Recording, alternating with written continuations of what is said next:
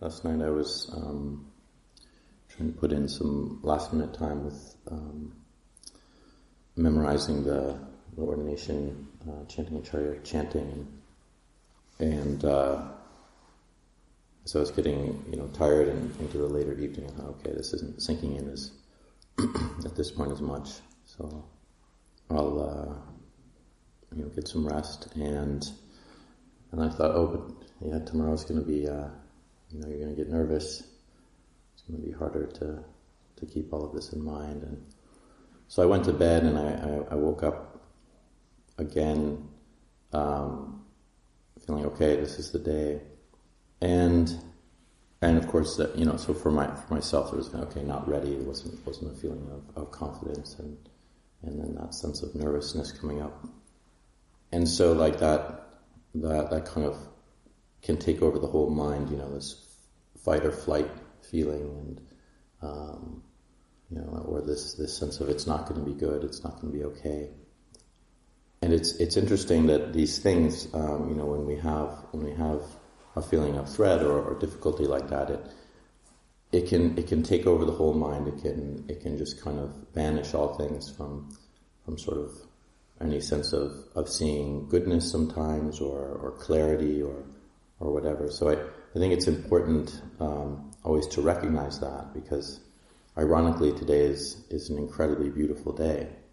It's a day where a human being is going to go forth and do what we believe and understand to be the highest thing that a human being can do. To take ordination and under the Buddha's dispensation, under his teachings, and then to go forth, to rise up in order to realize Nibbana. And we recognize that as the highest goodness, the highest thing a human being can do. And not just for him or herself, but for the whole world.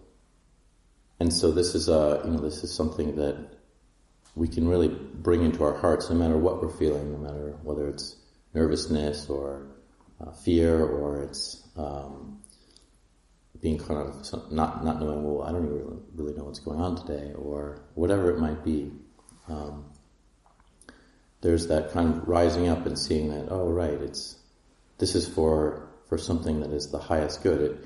It really doesn't matter. I wouldn't want I'm preposterous to hear this, but how many mistakes are made or whatever. There is going to be an ordination, unless Samara Hemako changes his mind. But if that doesn't happen, then there's going to be a new bhikkhu today. And so that is really the thing to bring in mind. And it happens to also fall on Songkran, which is a celebration of this season. And for us it's the spring season, and it's sort of like what that signifies is really it's sort of something that we often don't talk about, rebirth or birth in a good way, but when it comes to the birth of a bhikkhu, this is kind of the most beautiful birth that can take place. And so today it's important to really kind of bring that into our hearts, that sense of goodness of Samana Hemako's intention to rise up to do something that is not only, as I'm saying, the best and most wonderful thing to do, but also the most difficult.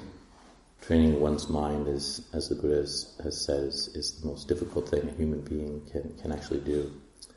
So I just want to try to remember that through my own nervousness and honor that incredible intention to really rise up to the highest and most wonderful thing for a human being.